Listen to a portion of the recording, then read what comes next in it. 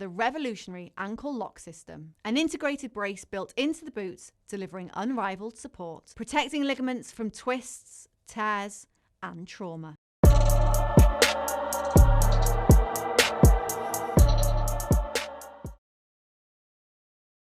Matt Lenihan for Boxing Social in association with Empire Fight Store, our Kings, Johnny Nelson, back on the channel. Johnny, I think it's been a while since I've spoke to you, but yeah, because you don't call me these days. It's like we were lovers and we split up. It's all right. It's all right. Well, then move on to bigger and better things today. What's going on? Yeah, bitch. Well, look, good to have you back on. We're here at IBA. Let's just start off here. An incredible week. They're trying to make the mark, obviously, in a big way. I know they want to go into other territories, but look, Dubai's the home for this fight week. They've got the amateur championships on as well. Are you looking forward to seeing, obviously, some of the amateur talent, but also the pro card they've got on Friday night? Without a doubt. I was at the event, the last event I went to was in Istanbul, and it was wicked. It was like, all right, it's a different level. I think, I think Turkey Al Sheikh could be looking across, thinking, whoa, there's some competition in town, and competition's good. We see it in every part of our sport. What I see is a lot of talented Eastern European fighters that people don't hear about, don't know about, because they retired by the time they've boxed too long in the amateurs, and we've not seen the talent, and they walk away. The ones that stand out that didn't walk away are Lomachenko, Usyk. Outstanding Eastern European fighters, turned pro, dominated the world for either a short time or a long time, but their domination was second to none.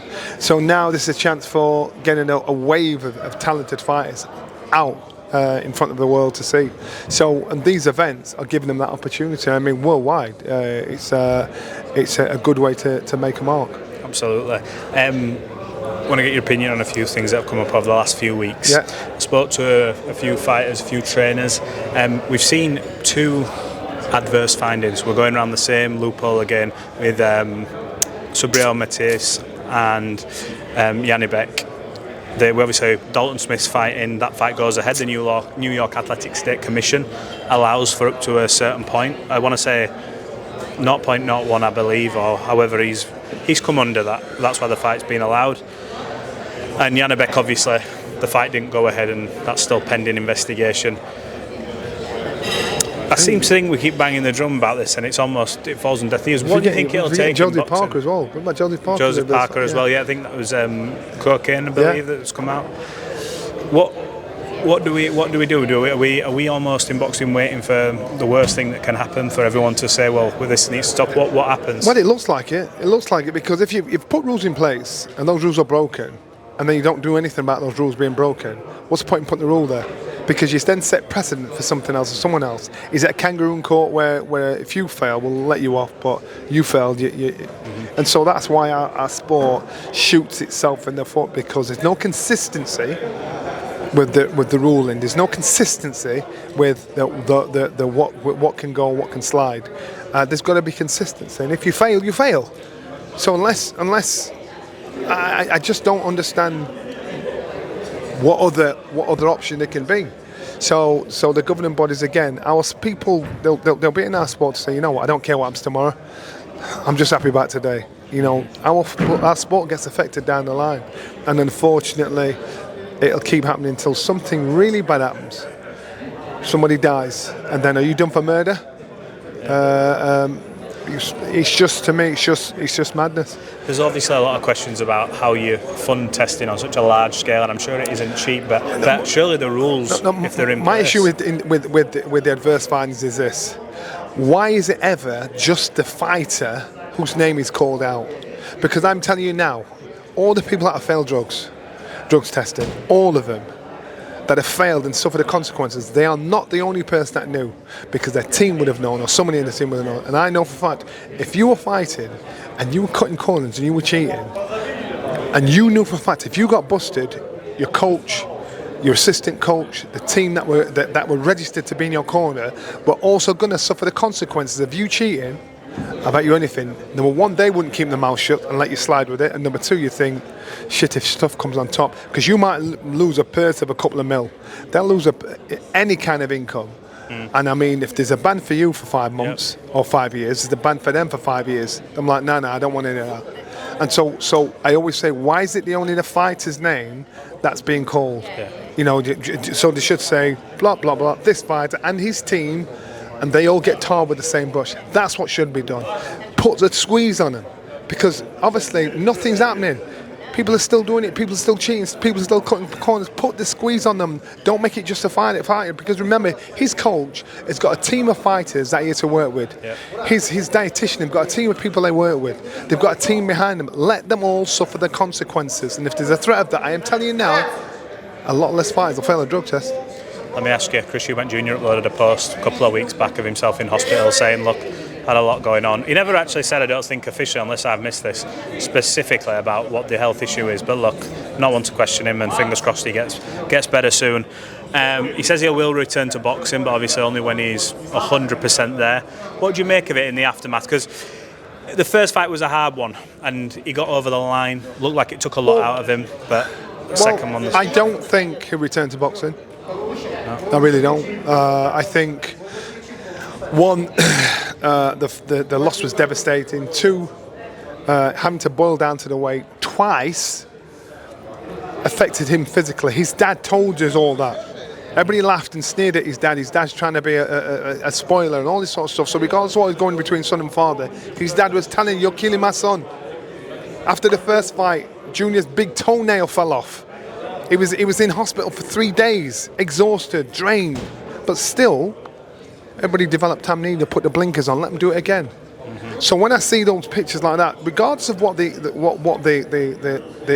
official issue is, I believe boiling down to the weight twice and fighting for your life in the ring will have contributed to that. But nobody's saying, you know what, your dad told us all this. You're pretending he's not said a word. And so this has got to affect his life. Not just his boxing life, his personal life. Mm-hmm. So now he's at the point where he's in hospital and you're seeing that and you're saying, you know, I'll not box again till I'm 100%. He's never going to be 100% to fight. Yeah. He'll never be 100% again to fight, ever, because that bridge is burnt. Even obviously if he goes up in weight, which he's expecting, the damage is already done. The damage is already done. Look at Roy Jones. Yeah, good point. An amazing fighter, shot up there, came back down again. What I'm saying is if you play with the biology, you know, you mess yourself up. That's exactly what he's done. And people aren't giving his dad props to say this man wasn't just protecting his son. He was saying there are rules put in place for a reason. Mm-hmm. Why do people not get that? Why are people developing amnesia with that? I think people were almost going back at him because we see catchweight fights happen all the time. But obviously with the rehydration clause, that's another thing as well. So people were saying, well, we've seen catchweights. No, just because you've seen it doesn't mean it's right. No, it's until there's a fatality or until something really bad happens, that's when the board, the governing body, have got to say, nope, I don't care how much money's in it. No, because you don't just affect us today, you affect us long term. Because each time things like that happen, the respect for the governing bodies drops a little bit more. Yep. But I think, it'll be old news tomorrow. It's wrong. Yep. It's wrong, and as Chris Senior said, rules are in place for a reason. Got to ask. Next week, look, I spoke to you a few months ago, and you were like, he's playing Eddie for a fool, Jake Paul. And when the fight with Tank got announced, I was like, holy shit, he was bang on. He played, he looked like he's played. I didn't think that was ever going to happen. And so even now, and even though we sold tickets, people bought aeroplane tickets and seat tickets, I still think there's a piece of me saying, this ain't going to happen. This ain't going to, and then Jake teased everybody yesterday, an announcement at 4 o'clock, blah, blah, blah. And he signed Caroline Dubois, brilliant. And unfortunately, Ben Shalom, he had to say what he said. We had to let go of certain people that weren't selling tickets. Come on, Ben, behave yourself, man. So a great signing by Jake Paul. It was Caroline Dubois. I know he signed up a lot of female fighters over here in the UK, which shows he might be planning an assault down the line. So good on him. But anyway, the fight is on. And so maybe I've got to eat my hat, because I still can't see, if this fight's happening and it's a proper, normal fight, no restrictions, there's nothing, no holds barred, I'm like, boy, you are absolutely crackers, but a genius.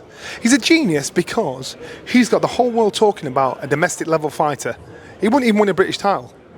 He wouldn't even win, but he's leapfrogged everybody that's been in our sport forever and a day. He's promoted himself, so we all know him, everybody's talking about him, and the viewing figures are going to be ridiculous.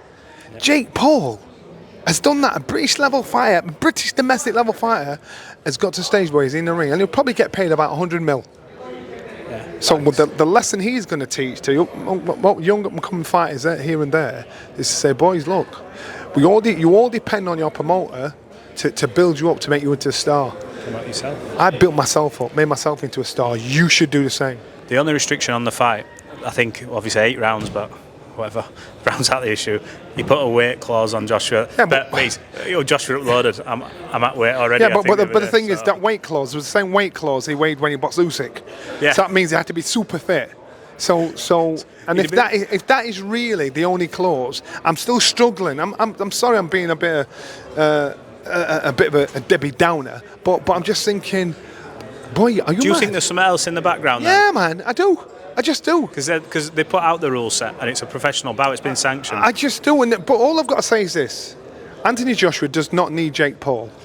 No. Like, there's 60 million reasons why he will next Saturday. But Anthony Joshua does not need Jake Paul. So then, if he doesn't need Jake Paul, it will affect his own brand if he plays that silly dance with Jake Paul, because Anthony Joshua gets endorsements, does whatever he does, he's his own money machine. So if he steps into that world of Jake Paul and says, I'll do this for you, I'll do that, it'll only affect his own standing, it'll only affect his own brand. Now again, so I hear through the grapevine, don't quote me on it, but I gather he's getting 60 million, 10 million goes to DAZN, he keeps 50 for himself. That's what I heard, but it's just me talking. But so I get it. And the thing is, anybody would do it. Mm-hmm. Anybody would do it. So no matter how much you talk about morally it's wrong, it's bullshit. You would all do it.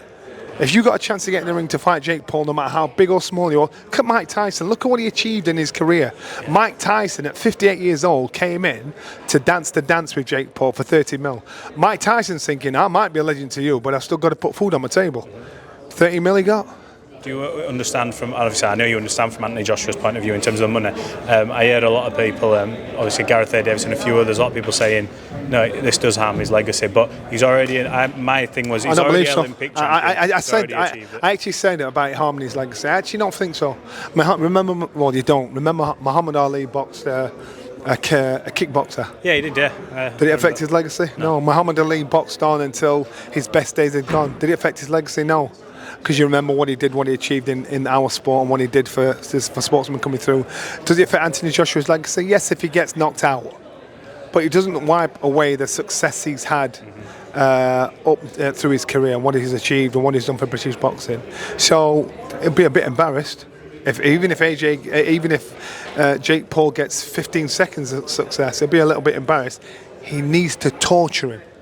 He needs to torture him. AJ needs to torture Jake Paul, where Jake Paul quits. Then he'll have a reality check to say, you know what, I'm messing out with the big boys here. If he tortures him, hits him, hurts him, wins him, steps off him, let him get back in, bam, hits him again, wobbles. He wants to get him to the point where he quits and say, no, I'm out of this. So he can't stop that Billy bullshit. I want to fight Canelo, I want to fight him, I want to fight that.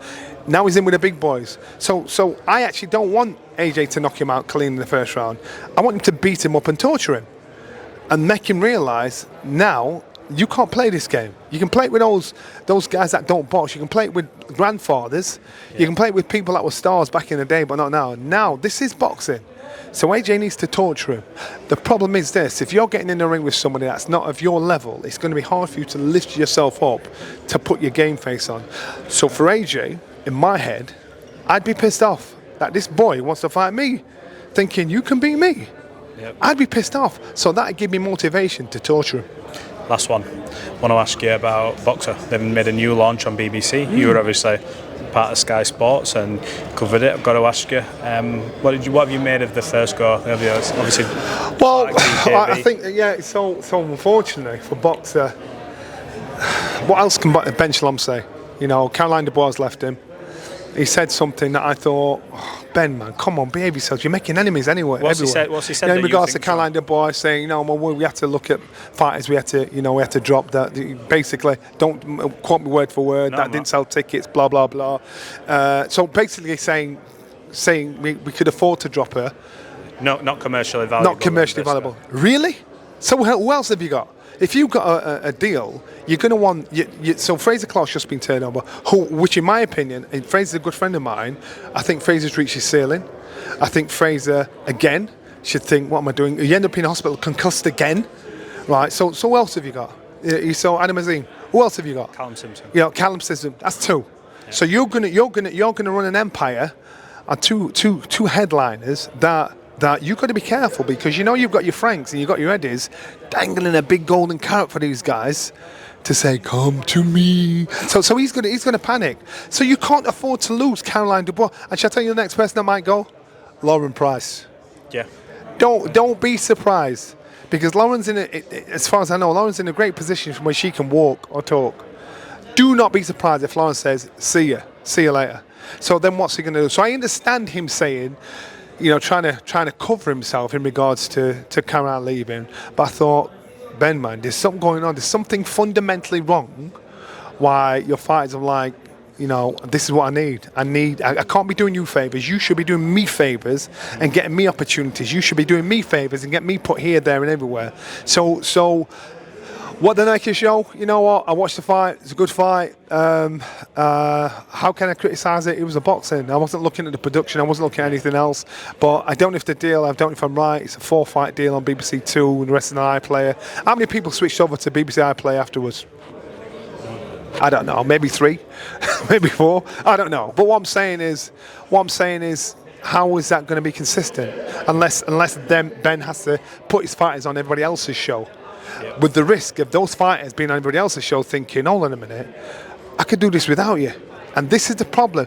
And don't be surprised if down the line you see a lot of Ben having to take a lot of his fighters to court because they want to jump ship, because he's not giving them what they're promised. Now, I'm not saying that's going to happen, but don't be surprised when it does happen.